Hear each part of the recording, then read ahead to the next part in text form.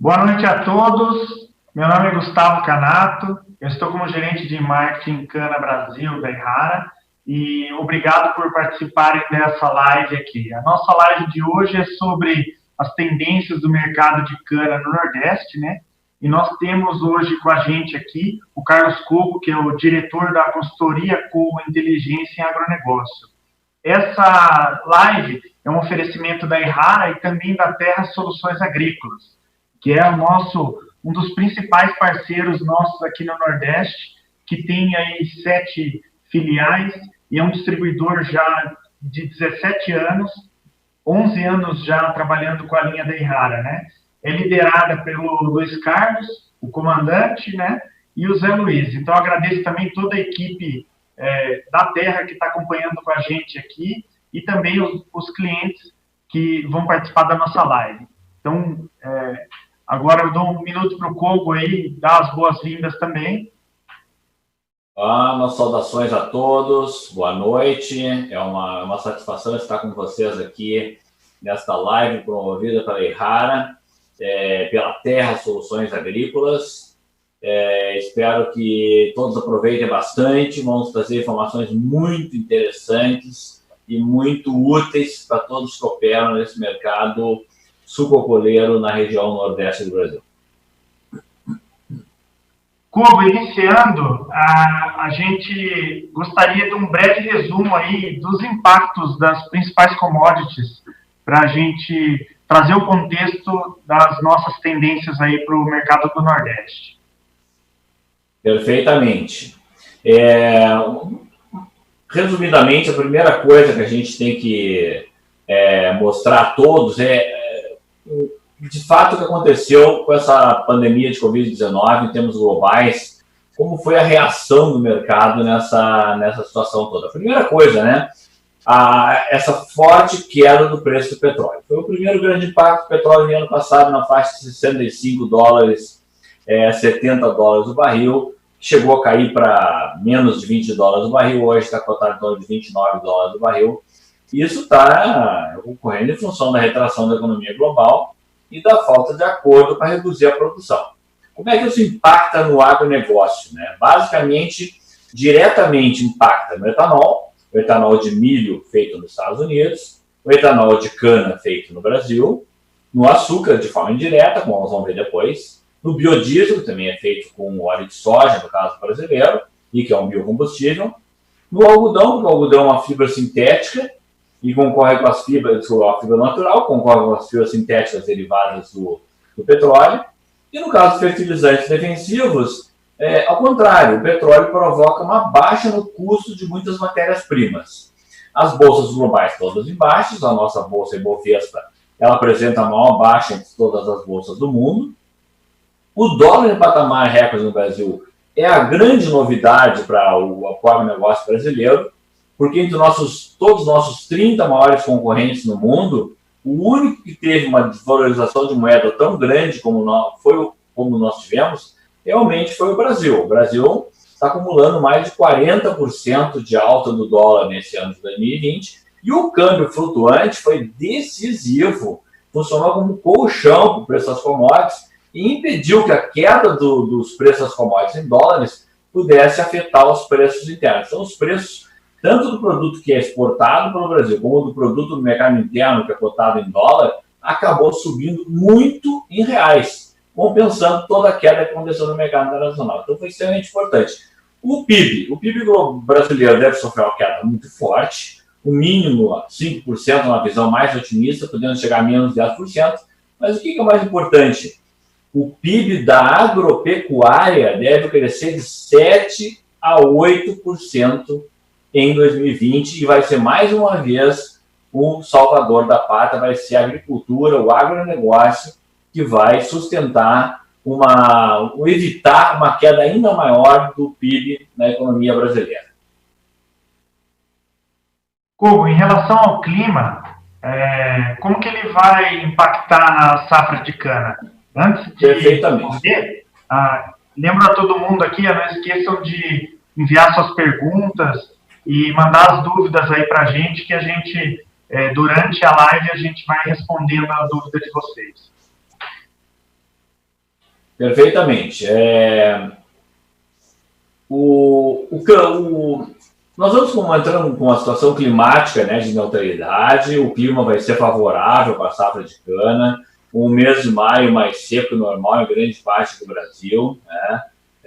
O maio vai ter chuvas acima da média apenas exatamente parte do norte e do nordeste, chuvas acima da média nas regiões mais ao norte mesmo, norte do Maranhão também, Piauí, Ceará e Bahia, né? Isso tudo ajudando a safra brasileira de cana.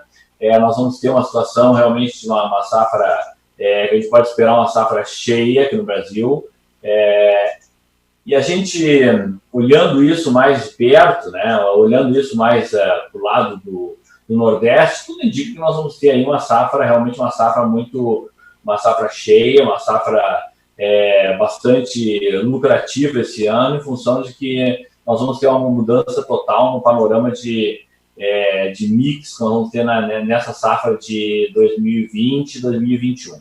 Nós tivemos uma área de renovação muito pequena na cana novamente, pensando em termos do Brasil, de Centro-Sul. Uma área colhida total no Brasil, para vocês terem uma ideia, nós vamos ter uma área colhida aí da ordem de 8,4 milhões de hectares. Isso é um pouquinho abaixo do ano passado, que foi 8,44 milhões de hectares. O Norte e o Nordeste, uma área de 907 mil hectares, e a região Centro-Sul com 7,5 milhões de hectares, né? A área total por estado, somando a área de mudas, de renovação, chegando aí a 9,8 milhões de hectares, né? Uma variação pequena também, 1,7% a menos que o ano passado. E a área colhida, agora mostrando aqui para vocês, a área colhida nas regiões Centro-Sul do Brasil, como vocês estão vendo na tela aí, né? A área colhida nos estados do Centro-Sul, São Paulo, vocês veem que ao longo do tempo mostrando uma pequena tendência de recuo de área, é um estado que também vem investindo não em aumento de área, mas sim em aumento de produtividade. Depois os outros estados que vêm bem mais atrás, na ordem, Goiás em segundo lugar, Minas em terceiro, Mato Grosso do Sul em quarto, o Paraná em quinto e outros estados na cor laranja. Pensando no norte e nordeste, né, Alagoas ainda é o maior produtor da região, com uma área aí ao redor de 300 mil hectares no nordeste. Pernambuco em segundo lugar na linha azul, com uma área de 240 mil hectares, e a Paraíba está em terceiro lugar, com uma área de 135 mil hectares. Os outros estados colaboram com o restante, né? A produção brasileira esperada, uma produção um pouquinho menor que o ano passado também. Isso é decorrente do canavial envelhecido no Brasil todo. Nós não tivemos taxas de renovação elevadas, então o canavial está sofrendo com baixa produtividade. Tivemos 2 ou 3 anos atrás com problemas de clima, de geadas no centro-sul do Brasil, falta de investimento nos canaviais, idade média muito elevada. Então, estamos esperando uma safra de 630 milhões de toneladas, 578 milhões de toneladas no Centro-Sul e 52 milhões de toneladas no Norte e Nordeste. Seria em torno de 2% abaixo do que a gente produziu no ano passado. No gráfico aí, a gente vê nas barras vermelhas a área colhida no Brasil. Praticamente o que dá para notar, né, nesse slide é que desde 2012, 2013, a gente não tem mais um avanço de área colhida. E lá para 2017, começa a haver um recuo de área. Isso não é um fator negativo, na verdade, né? Na verdade, a grande busca tem que ser por produtividade, né? O fato da área cair não é um fator negativo. Vocês vejam que a produção está razoavelmente estável. Esse ano aí, como eu falei, ao redor, um pouquinho acima das 600 milhões de toneladas. Mas é uma produção que tem se mantido estável, não tem mais sofrido solavancos, mesmo a gente tendo registrado essa queda diária nos últimos anos. Aí está um dos motivos para a perda de produtividade, para a perda de produção, que é essa baixa taxa de renovação. Quando a gente tem que ter uma renovação ao redor aí, entre mudas e novos plantios, ao redor de 18%, 19%, nós estamos praticamente desde 2014, 2015, uma taxa de renovação muito pequena. E nessa safra de 2021, nós estamos estimando que ela fique abaixo de 15%. Então, é uma taxa de renovação realmente bastante baixa. Tá? Kogo, só para dar uma paradinha aí, ver, não sei se está aparecendo os slides aí a hora que você está comentando, né? Para a gente dar uma avançada. Ok. Ver se você consegue aí. Mas a minha colocação seria, nas últimas 2 safras aí, a gente vê, principalmente no Nordeste, um investimento no campo, colocando isso, agora acho que parece que apareceu. A gente está vendo um investimento no campo, e as usinas, tantos produtores também, focando em produtividade, né? O que você enxerga de produtividade aí, da evolução de produtividade para os próximos anos? Perfeito. Vocês estão vendo aí nesse slide exatamente a boa pergunta, no slide 14, né? Nós não estamos tendo um avanço de produtividade. A maior média brasileira ela foi alcançada lá para 2009, 2010. O Brasil sofreu muito depois dessa época.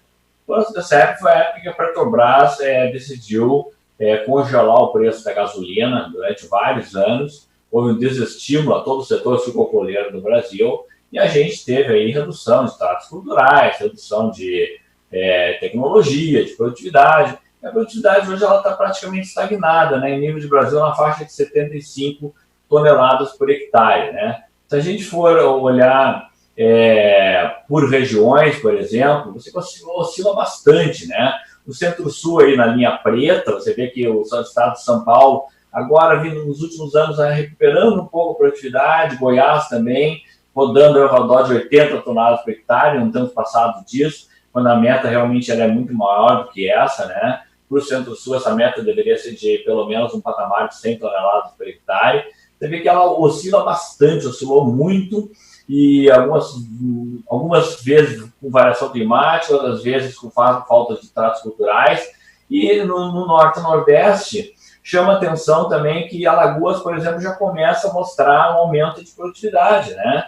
Veio lá de uma situação ruim, lá em 2017, 2018, com 45 toneladas por hectare, chegando agora à casa dos 60, uma boa recuperação. Essa recuperação se mostra em quase toda a região, mas ela também começa a aparecer em Pernambuco também, começou já a haver uma reação.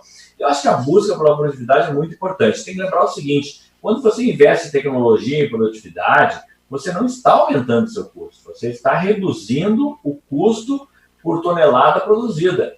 Quanto mais você investe em tecnologia e produtividade, menor é o seu custo por tonelada produzida e maior é a sua margem de lucratividade. Então, isso é muito importante para a gente falar em termos de rentabilidade, margem de lucro e produtividade. Né? No Brasil, São Paulo lidera com mais ou menos metade da produção, Goiás em segundo lugar, Minas em terceiro, Mato Grosso do Sul em quarto, e já o Nordeste começa a aparecer lá na sexta posição com Alagoas, Pernambuco, os dois juntos com 5% da produção, uma produção basicamente destinada à fabricação de açúcar. Né? Entre as duas regiões, nas barras azuis, você tem a produção na região centro-sul do Brasil, e no Norte e Nordeste, aí também estabilizado, né? Nas barras vermelhas, a gente vê a produção, então, da região Norte e Nordeste, especificamente na barra vermelha. A produção do centro-sul do Brasil participa com mais ou menos 90% do total, aí misturado entre etanol e açúcar, e o Norte e Nordeste com mais ou menos 10% do total. Perfeito? Kogo, aí, tendo em vista esse cenário, né, como que você vê que vai ficar o mix entre etanol e açúcar, né? Pelo que a gente vê aí, o açúcar tem uma oportunidade muito grande e essa é o principal foco aí das usinas do Nordeste, né? Perfeitamente. Como é que a gente vê isso? Gustavo, você pode ficar à vontade de aí, quando não aparecer os slides na tela, fazer advertência para mim, tranquilamente, para que todos aproveitem minha apresentação, né, para não haver nenhuma falha aqui no compartilhamento. Tá?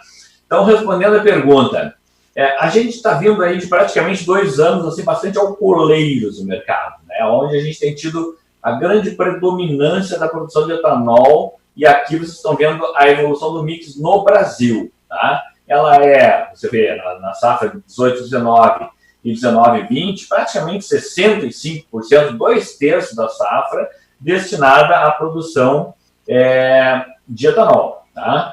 E só 1/3 de açúcar, né? Agora também vira isso no Brasil, no Centro-Sul também. O Centro-Sul deve fazer também mais ou menos em torno disso aí, que está na tela, 43% de açúcar e 58% de etanol. Já o mix do Norte e Nordeste é bem diferente, é um mix mais açucareiro, e esse ano ainda mais. A gente está estimando que vai ser um mix que pode flutuar entre 52% e 55% destinado ao açúcar e só 47% destinado ao etanol. Conforme a condição de cada usina, cada indústria, isso pode ser mais açucareiro ainda, e tudo está indicando que vai levar isso realmente, porque o mercado de açúcar nesse momento está muito mais favorável do que está o mercado de etanol, né? Então, seguindo aqui, o suprimento brasileiro na Barra Azul, o aumento da produção de açúcar no Brasil, o aumento da exportação de açúcar muito forte esse ano, a gente deve bater recorde de exportação de açúcar, no próximo slide a gente vai ver isso. A produção brasileira de açúcar deve ter um grande salto, ela ficou deprimida em 2018, 2019, 2020 também. E agora, para a próxima temporada, esse ciclo que começa agora em abril, em termos de Brasil 2021, um grande aumento, chegando aí a 35 milhões de toneladas de açúcar aqui no Brasil. De exportação, certamente vai ser um recorde, nós estamos esperando aí chegar a uma exportação de 29 milhões de toneladas de açúcar nessa temporada 2021, puxado principalmente pela desvalorização do real, né, pela alta do dólar, que vai realmente remunerar muito bem o açúcar aqui no Brasil. De etanol, ao contrário, a gente vai esperar o quê? Uma queda de consumo muito forte, a queda da demanda de combustíveis é muito forte nesse momento, a queda de produção também, quer dizer, a produção cai, a demanda também cai, e é necessário que a produção caia para atender uma demanda bem menor que é esperada nesse ano de 2020 aqui no Brasil. Então, a produção de etanol, que chegou num recorde no ano passado, bateu quase 35 bilhões de litros, agora deve cair para baixo de 30 bilhões de litros, ok? Seguindo aqui, para vocês terem uma ideia, deixa eu colocar a minha imagem na tela, tá? Fazer alguns comentários para vocês. Para entender bem como é que funciona tudo isso, tá? A queda do preço do petróleo, ela afeta, de certa forma, negativamente tanto o segmento de etanol como o segmento de açúcar. Por quê? O açúcar é afetado pela queda do petróleo, porque reduzindo a competitividade do etanol de cana, as usinas tentam alterar o mix de produção a favor do açúcar. Até aí é um ponto que a gente analisa friamente a questão etanol-açúcar, a questão do efeito baixista no preço internacional. O mix da safra é muito mais alcooleiro, tá? Então aí vamos voltar aqui novamente para as imagens, para que vocês tenham uma ideia novamente de como funciona a questão da interferência tá na tela, ok? Ok? Vamos rapidamente o raciocínio, vocês vão entender rapidamente bem aqui. Então, petróleo, uma queda violenta, caindo de 60 a 65 dólares para hoje, 29, 30 dólares o barril, petróleo decai. Quando o petróleo cai, baixa o preço da gasolina, baixa o preço do etanol, isso cai lá na usina de cana, a usina decide o mix de produção. Ou ela faz a etanol ou açúcar, ela diminui a produção de etanol, ela aumenta a produção de açúcar, ao aumentar a produção de açúcar, ela eleva a oferta de açúcar no mundo e deprime o preço do açúcar em dólares no mercado internacional, em dólares. Então, isso tende a fazer uma pressão negativa sobre o açúcar em dólares no mercado internacional, ok? Seguindo o raciocínio. Pois não. Desculpa, nesse tema é importante ver uma pergunta aqui do Altino Lira. Qual o motivo da Petrobras, então, manter a gasolina abaixo do custo internacional? E aí, depois ele coloca uma outra pergunta, que a gente vai falar, eu acho que mais para frente, né? E por que a demora do lançamento de pacotes de incentivo do setor? Esse eu sei que a gente vai tratar lá na frente, né? Isso, mas qual é o motivo da Petrobras manter a gasolina abaixo do custo aí? Perfeito. O segundo ponto nós vamos resolver mais adiante, né? O primeiro ponto a gente deve responder agora, sim. Hoje ela anunciou, hoje anunciou uma elevação no preço da gasolina. Porque realmente a Petrobras está perdida na questão de ficou primeiro anos com o combustível congelado, depois fez uma política de acompanhar os parâmetros internacionais e agora ficou muito descolado. O preço da gasolina acabou tendo um recuo que chegou a acumular na refinaria 53% de baixa no preço da gasolina na refinaria. Agora corrigiu um pouco isso e aí tem que lembrar o seguinte, o mix de cálculo disso não é somente o petróleo, é o câmbio também. E o câmbio vem subindo. Então você tem que repassar agora um aumento para o preço da gasolina, que ela já fez uma vez e vai ter que fazer de novo. Então, respondendo ao seu Altino, nós vamos ter que ver novos aumentos no preço da gasolina na refinaria, o que é favorável ao etanol. Sendo favorável ao etanol, vai fazer com que as usinas do Centro-Sul produzam mais etanol e diminuam a oferta de açúcar. Esse é o resultado. Então, o que está no gráfico aí agora, que a gente está mostrando, né, em petróleo na linha preta caindo, derruba a gasolina na linha vermelha e derruba o etanol hidratado também na linha verde. A competitividade, como todo mundo sabe, é na casa dos 70%, ou seja, o etanol ele não pode valer mais do que 70% do preço da gasolina e ele perde a competitividade agora nesse momento aqui no Brasil, né? O etanol, vocês estão vendo aí, né, depois do início de 2020 para cá, ele já caiu mais de 35% o preço, tanto o etanol hidratado que vai direto no tanque, como o etanol anido que vai misturado na gasolina, como vocês estão vendo na imagem aí. As médias estão vendo aí, as quedas são muito grandes, aí, por exemplo, o etanol hidratado, ele caiu aí 27% em 30 dias, o anido 27% também em 30 dias, é uma queda muito grande que a gente está vendo. Agora, entendendo bem a situação que nós estamos passando aqui, como é que as coisas funcionam no mercado externo e no mercado interno? Kogo, desculpa, e aí nesse sentido, como que fica o mercado de cana aí para o Nordeste, né? O que traz de oportunidade aí para o Nordeste? Perfeitamente. Esse é o ponto agora, olhando esse slide aqui. O que a gente tem? Olhando a variação do preço no mercado internacional, o açúcar acumula uma queda de 23,5% em 2020 e de 12% nos últimos 12 meses. Isso em dólares no mercado internacional. Quando a gente vê o comportamento do câmbio, vocês viram hoje aí, bateu os recordes, o câmbio está se aproximando de uma casa inimaginável dos R$6, né? Hoje nós batemos aí em 5,85, chegou durante o pregão a bater próximo dos R$5,90, e isso tudo é transferido para o preço interno. Então, no mercado interno, o comportamento é completamente diferente. O açúcar já acumula uma alta em 2020 de quase 6% no mercado interno e de quase 7% nos últimos 12 meses. Ou seja, você compensa toda essa queda, então nós já temos até agora no acumulado do ano 42% de aumento do dólar em relação ao real, desde o início do ano, já contabilizando com o dia de hoje, em que hoje nós tivemos esse estouro do câmbio, e não temos chance do câmbio retroceder. Isso é muito importante, porque lembrando que ontem o Copom decidiu por uma queda da taxa Selic para 3%,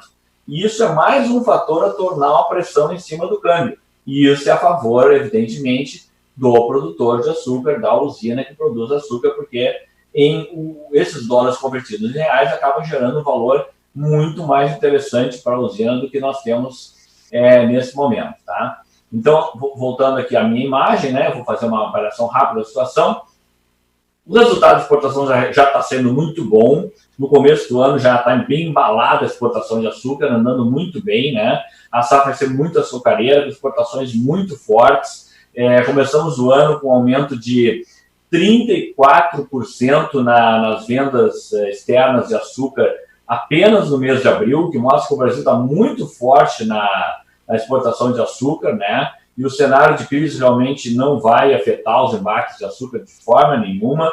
Está fluindo muito bem toda a questão de mercado internacional, de portos, de navios. Está havendo alguma falta de navios aí para algumas categorias, aí com container, para carnes, etc. Mas a exportação de açúcar, realmente, nós não estamos tendo problemas no fluxo de exportação. A forte queda do real ante o dólar, né, vai manter a exportação de açúcar no Brasil em nível muito atraente para as usinas brasileiras. Os embarques vão ser muito acelerados a partir de maio também, tá? E algumas coisas vão contar a favor também. Primeiro, a redução na área plantada com beterraba açucareira na Europa. Isso vai contribuir muito para o cenário aqui no Brasil. Depois, o preço menos volátil do açúcar branco tem um prêmio do refinado que segue muito atrativo também, estimulando o processamento do açúcar bruto. Isso favorece, por exemplo, nações que têm polos de refino como a Arábia Saudita, a Argélia. Então, nesse cenário, a fixação de contratos para entrega a partir de 2021, por exemplo, já está aí acima de R$ 1.400 a tonelada, sustentado pela variação do câmbio. É um valor muito bom, tá? Então, isso vai ser muito favorável para todas as usinas do Nordeste. No grupo, falando no Brasil como todo, nós já temos fixado para exportação 17 milhões de toneladas de açúcar, com base em Nova York, num valor muito mais alto que na mesma época do ano passado, que era 11 milhões de toneladas. Tudo isso feito quando o preço estava na faixa de 15 centavos de dólar por libra-peso, ou seja, muito acima da faixa atual, em torno de 10 centavos de dólar por libra-peso. Então, isso também favorece o Brasil, ou seja, está todo mundo já redeado em açúcar, uma grande parte das usinas redeadas em açúcar, e quem não tiver redeado em açúcar também vai aproveitar a variação cambial, que é muito favorável nesse momento, em que o câmbio está realmente batendo recorde diário no Brasil. E aí, muitas oportunidades a gente vai ver pela frente. Koba, aproveitando aqui a deixa aqui, tem uma pergunta do Miguel Teixeira Alencar. Qual a situação das usinas que só produzem etanol, né? E no mesmo sentido, eu falo, você enxerga alguma oportunidade aí maior para essas usinas que estão focadas na exportação, principalmente no açúcar, né? E depois a gente entra aqui com o Miguel, com a pergunta do Miguel, falando o que vai acontecer com as usinas que produzem basicamente só etanol. Muito boa pergunta. Exatamente esse é o ponto. Então vamos lá, vamos tentar objetivar nessas questões que são muito importantes. Primeira coisa, pessoal, o açúcar ele é muito inelástico à demanda, ou seja, é uma commodity que sofre muito pouco com a demanda. Tá? O açúcar, na verdade, ele tem uma vantagem nessa questão aí. O açúcar ele consegue ter uma demanda firme em termos globais, ao contrário do etanol, que é flutuante em função de petróleo, etc. e tal. O açúcar não. O açúcar tem um consumo que vem crescendo globalmente a uma taxa aí ao redor de 1,5% a 1,8% ao ano. Então, ele sofre muito menos do que sofre o mercado de etanol, o mercado de gasolina, o mercado de combustíveis. Ou seja, nós vamos ver uma demanda represada de combustíveis por um longo tempo ainda. No açúcar, não. No açúcar, pouco vai ser abalado globalmente pela demanda. Então, realmente, esse é um ponto muito importante. O consumo global de açúcar sofre bem menos que o etanol. O fato da moeda brasileira ter se desvalorizado frente ao dólar, cerca de 4 vezes mais que nossos concorrentes, como, por exemplo, Índia e Tailândia, vai favorecer muito o Brasil, mas não só nessa safra, também nas safras futuras. Nos 4 primeiros meses do ano, 42% de queda do real ante o dólar, né? Então, um detalhe muito importante, o Gustavo e nossos internautas, os clientes da Errara, os clientes da Terra Soluções Agrícolas, o preço em dólar hoje do açúcar inviabiliza a produção em outros países do mundo que são nossos concorrentes, como Índia, Tailândia e Austrália. Porém, viabiliza a produção no Brasil. Então, essa mudança cambial no Brasil ela é extremamente importante. Então, não só o preço de hoje, o preço do açúcar daqui 1, 2, 3 anos ainda estará atrativo para o Brasil e os nossos concorrentes vão estar extremamente debilitados, como, por exemplo, recebendo muito pouco por açúcar, como é o caso da Índia e da Tailândia. Então, quanto os preços permanecerem nos níveis que estão atualmente, vão provocar redução de produção dos concorrentes e aumentar no Brasil. Em termos de custo, o Brasil tem hoje o custo mais competitivo do mundo em dólar.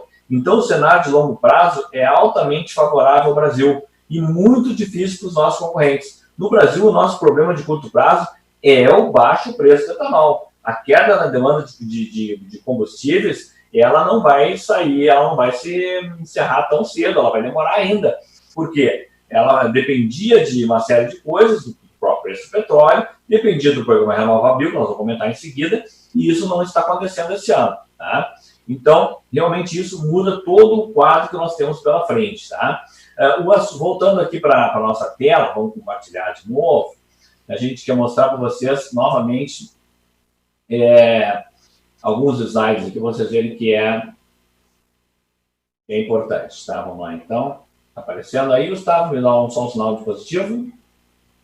Sim, está aparecendo. Perfeitamente. Então, vocês estão vendo aí, no acumulado 2020, uma queda de 23,5% no preço do açúcar. Isso está colocando nossos concorrentes numa situação muito dificultosa, né, de concorrência. Muito difícil, porque esse nível de remuneração, para ter uma ideia, ninguém no mundo tem um custo de açúcar fora usina de menos de 13 centavos de dólar por libra-peso. Nós estamos falando de 10 centavos de dólar por libra-peso. Isso dá um prejuízo de 30% a 40% na Índia e na Tailândia. Ao contrário do Brasil, que tem lucro com esse preço, por causa do câmbio. O câmbio não foi desvalorizado na Índia e não foi desvalorizado na Tailândia. Ele sofreu desvalorização, por exemplo, na África do Sul, no Chile, na Argentina, mas não em países produtores de cana e produtores de açúcar. Então, isso muda todo o nosso quadro. Então, aqui dá para ver muito bem nesse slide, né? Na linha vermelha, a gente tem o preço do açúcar em dólar por saco de 50 quilos, né? Tanto o açúcar exportado como o açúcar do mercado interno. E na linha verde, o açúcar pago para a usina brasileira. Então, enquanto o açúcar numa queda violenta na linha vermelha, baixando lá para casa dos 15 dólares, mais ou menos, a saca de 50 quilos, aqui se mantendo lá na faixa de 75, 80 reais a saca para a usina, numa tendência de uma curva de alta, que vem vindo lá, ó, dos 60 para os 80 reais. Ou seja, o Brasil vai no caminho inverso. Ao invés de perder preço, ele ganha preço no açúcar, tanto no açúcar do mercado interno, como no açúcar exportado. No futuro, vejam bem, olhando uma curva de longo prazo, os contratos em Nova York até 2021, o que a gente vê? O açúcar já subindo um pouquinho mais, para uma faixa de 12 centavos de dólar por libra-peso, lá para 2021. Esse valor não remunera os concorrentes, nem a Índia, nem a Tailândia, nem a Europa, mas segue remunerando e vai remunerar muito mais o Brasil. Repetindo, o câmbio não volta mais para os patamares que estava. Então, se dá 10 centavos de dólar já remunera uma usina que produz açúcar no Brasil, imagina 12 centavos de dólar. Nós vamos fixar e fazer valores reais muito mais fortes ainda no mercado interno. Então, esse é o nosso comentário em relação a isso. Hugo, e nesse sentido, a gente tem várias marcas regionais de açúcar cristal no Nordeste, a gente tem várias usinas focadas na produção de açúcar, né? Eu faço uma brincadeira geralmente com a equipe, né? Que quem produz cana no Nordeste tem um foco no açúcar, tem que andar com limãozinho no bolso, né? Na hora que perguntar assim, como é que está o preço do açúcar, como é que está a tendência do mercado futuro, vai lá, chupa o limãozinho e fala, tá muito ruim. Mas, na verdade, está muito bom, né? E, para a gente continuar, entrar um pouco aqui, trazer o cenário do etanol, você vai falar para a gente, possivelmente, que você comentou lá que o RenovaBio, tem o RenovaBio, o que vai acontecer, né? E você viaja muito para Brasília, está bem próximo lá, né? O que o pessoal está pensando, quando que eles vão tirar do papel tudo aquilo que está planejado, né? Traz um pouco essa visão para nós aí, já que o açúcar é muito positivo o cenário, né? Vamos entender um pouco do que dá de impacto aí no etanol. Perfeitamente. Muito boa pergunta. É interessante vocês observarem todo esse conjunto que está acontecendo. Vamos dar uma visão rápida para vocês da situação das usinas, do etanol e do RenovaBio. Nós temos 350 usinas em operação no Brasil. Estão enfrentando dificuldades, né, com os produtos, com dívidas de curto prazo. Provavelmente a nossa estimativa é de 25% das usinas em operação estão correndo o risco de fechar as portas. E, evidentemente, isso muito ligado àquelas usinas que só têm produção de etanol, né, gravado pela queda do preço do petróleo. Os grupos mais capitalizados têm fôlego para armazenar a produção de etanol, pegar o caso de uma Raízen, por exemplo, né, uma São Martinho, grandes grupos alcooleiros e suco-alcooleiros. Então, eles podem mexer no mix de indústria, açúcar e álcool, e também podem estocar mais etanol, que é uma condição. 100 unidades produtoras hoje não têm condições de estocar etanol e vão acabar vendendo a preço baixo. Então, isso vai minar as forças das usinas que estão no centro-sul do Brasil. Fica pior ainda para essas usinas que têm só destilaria. Só para vocês terem uma ideia, no centro-sul do Brasil, das 267 unidades produtoras de suco-alcooleiras, 80 produzem só etanol. E com uma receita de 100 bilhões de reais, o setor chegou até a diminuir um pouco o endividamento. Mas hoje a situação começa a ficar grave de novo. Então, um grande grupo dessas usinas acumula grandes dívidas. Nós temos 104 unidades produtoras em recuperação judicial no Centro-Sul, né? Uma grande parte, 95 delas foram fechadas na região. Então, as usinas mais capitalizadas já tinham travado as cotações de açúcar e fizeram hedge, como eu falei, lá na faixa de 15 centavos por libra-peso. Então, essas conseguem se manter e vão conseguir retomar os seus níveis de produção depois que tudo voltar ao normal no pós-pandemia. Alguns grupos fizeram até mesmo hedge de etanol, travando em cima da gasolina, que foi o caso da Raiz, que fez esse tipo de operação em cima dos preços da gasolina e não em cima do etanol.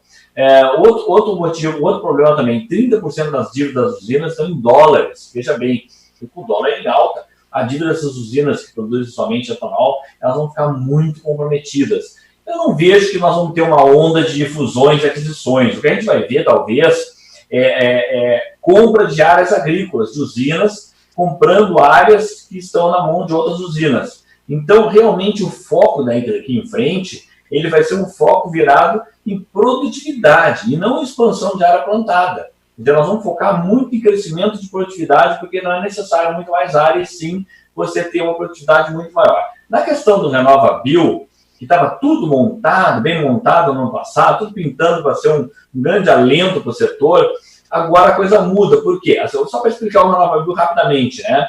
O RenovaBio é a emissão do certificado de descarbonização. Então, para cada tonelada de carbono evitada com a produção do etanol, do biocombustível, né, uma usina pode emitir um CBIO, um certificado, né? E na outra ponta, que produz combustível sujo, né, gasolina, diesel, tem que comprar o CBIO para compensar a quantidade de carbono que emite no ano. Então, o RenovaBio seria o grande programa de incentivo à produção de biocombustível.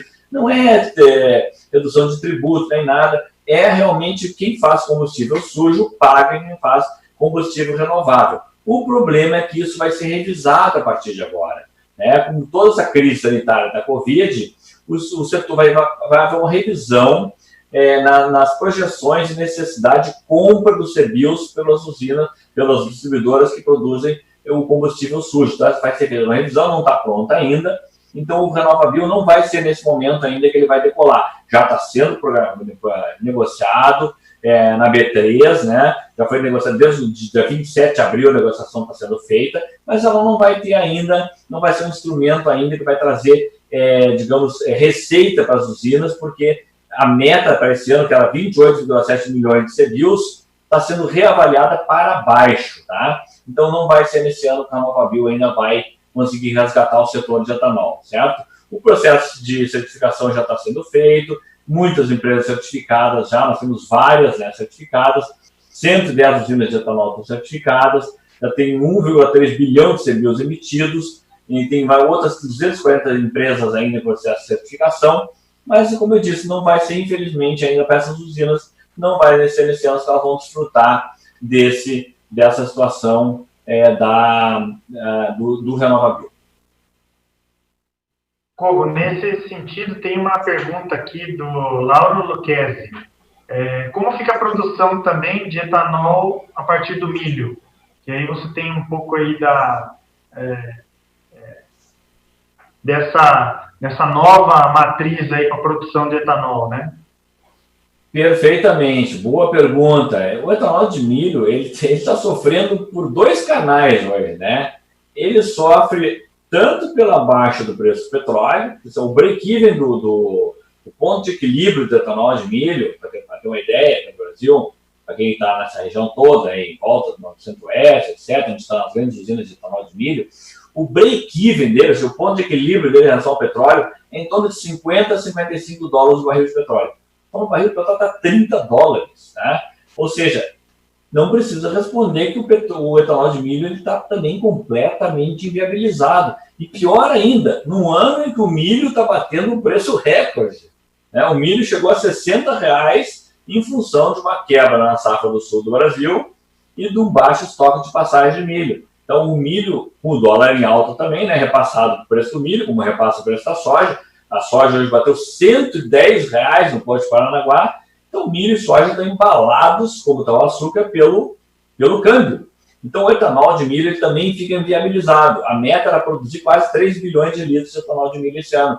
E dificilmente a gente vai conseguir chegar nessa meta, Gustavo, para esse ano. Tá? Agora, certamente é um setor que vai se viabilizar no longo prazo também.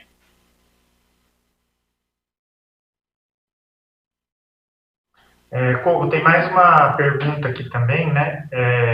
Dentro desse cenário aí, existiria um percentual recomendado de produção de etanol e açúcar ou de composição aí para a usina operar, né? Uma pergunta do Fernando, né?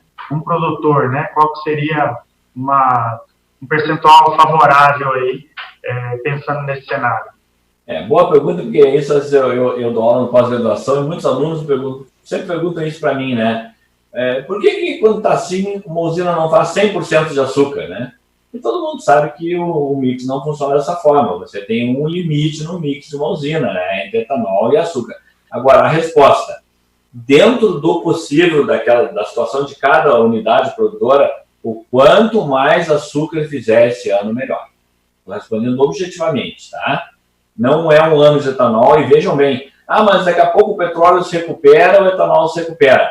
Não é só isso, é uma questão de demanda. A demanda a economia está em dificuldade. As pessoas vão viajar menos, o uso de combustíveis vai cair no Brasil. Então, isso é uma questão de resolução a longo prazo, e não a curto prazo. Então, respondendo objetivamente, quanto mais puder produzir açúcar, melhor. Tá?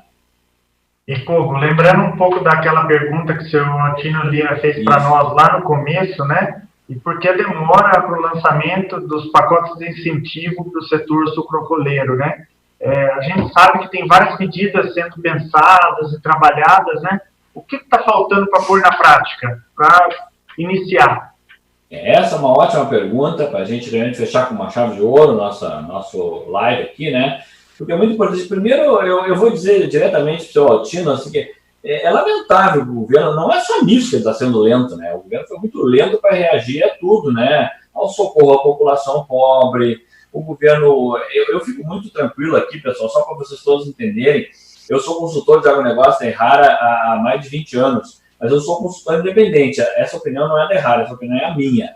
Então, é uma crítica minha aqui. Houve muita demora do governo em ajudar o setor, houve muita demora em reagir, ajudar a classe mais pobre, a colocar dinheiro na mão da população, a não deixar a população sentir problema de fome, a atender as pequenas empresas, as médias empresas. A decisão de lockdown, de reclusão social, isso tudo é uma decisão dos médicos. Agora, atender a população, atender a demanda da economia, atender os setores que estão prejudicados, isso tem que ser imediato, tem que ser desburocratizado. Respondendo, então, ao seu Altino, o que o setor está pedindo? O aumento da CIT sobre a gasolina, de 10 centavos para 30 centavos de real por litro de gasolina. O aumento da alíquota... A gente quer dividir a imagem aí com a gente? Não, na verdade, eu vou comentar mesmo que é melhor, tá? Não é necessário, porque são opiniões aqui, já está tudo anotado comigo aqui, a gente pode continuar com a imagem, tá? Não tem nenhum gráfico aqui, algumas anotações que a gente fez, né?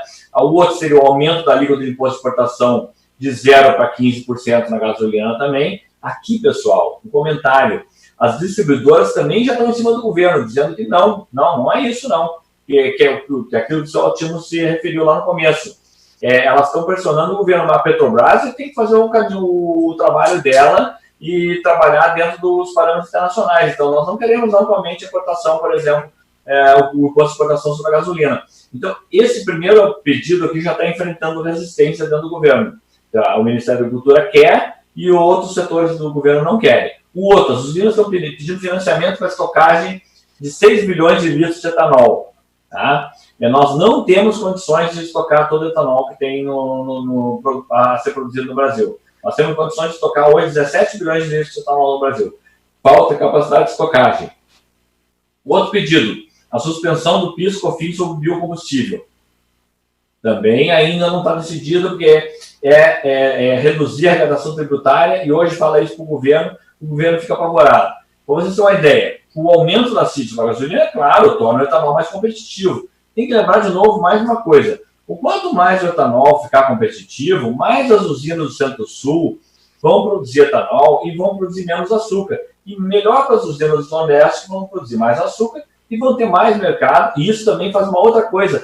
Isso provoca uma alta do preço do açúcar no mercado internacional. Então, qualquer notícia que venha a beneficiar o etanol no Brasil, ela vai acabar sendo uma notícia altista para o preço do açúcar no mercado internacional. Então, ele sobe em dólar e sobe em reais. Agora, em abril, por exemplo, pessoal, a demanda de etanol hidratado caiu 49%, a de gasolina 35%, a do diesel 20%, que menos caiu porque são caminhões, né? Frete que ainda está segurando a questão no Brasil ainda, tá? As usinas conseguem armazenar até 17 milhões de litros, depois disso, precisa o socorro do governo, para poder estocar mais e ganhar recurso para fazer a chamada warrantagem, que é a estocagem de etanol, tá? E essa relação no Brasil é muito pequena, nós temos capacidade de mais ou menos uns 50%, 60% no caso do etanol hidratado, então é muito difícil chegar nisso, tá? O ministro de Minas e Energia, o Bento Albuquerque, afirmou hoje ainda que o governo está buscando soluções para o setor, mas está enfrentando muitas dificuldades. Então, nesse momento que nós viemos aqui para a nossa live, até agora, não tem nenhuma medida concreta de apoio ao setor nesse momento, tá? Nenhuma medida.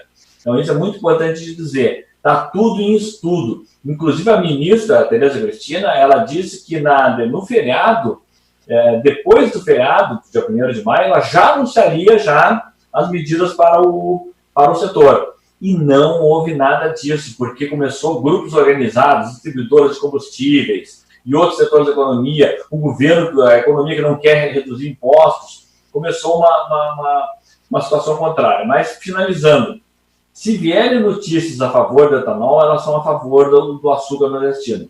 Porque quanto mais etanol o Centro-Sul produzir, menos açúcar terá nas usinas aqui do Centro-Sul e mais açúcar poderá ser produzido no Nordeste.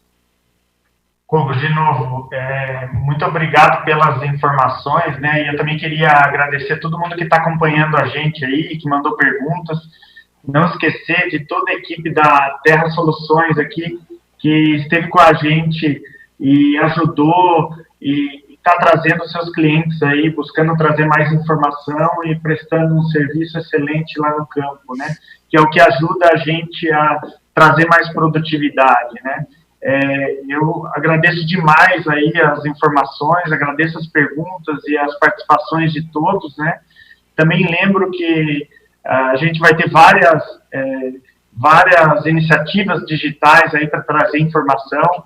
Dia 18/5 aí também nós vamos ter uma focada aí no Centro-Sul, lá em São Paulo, lá o cenário um pouco diferente, né, do que a gente tem aqui no Nordeste.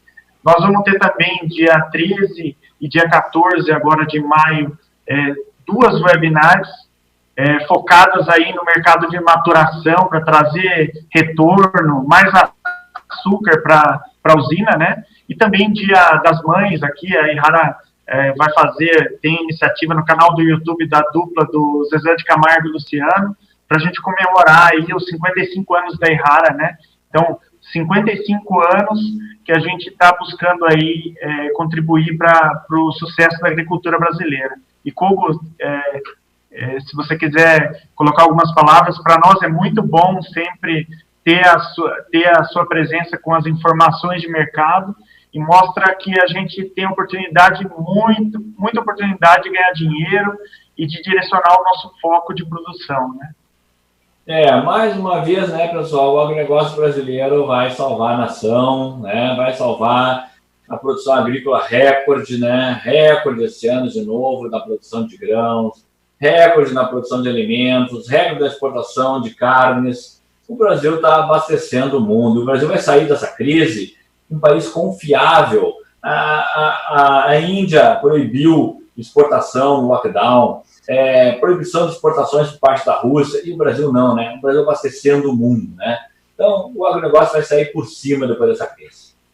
Kogo, muito obrigado a todos. Acho que a live encerra agora, né? Antes da plataforma derrubar a gente aí, a gente está focado em trazer soluções e sempre oportunidades de crescimento, principalmente pensando aí no mercado de cana-de-açúcar. Obrigado, Kogo, obrigado a todos os participantes, e a Ihara e a Terra Soluções Agrícolas estão junto com vocês aí para buscar essa alternativa de crescimento no mercado de cana. Tchau para todos aí, obrigado por participar. Kogo, de novo, muito obrigado. Grande abraço. E a gente finaliza aqui mais uma live da Errara, onde a gente pôde levar mais tecnologia para vocês. Grande abraço.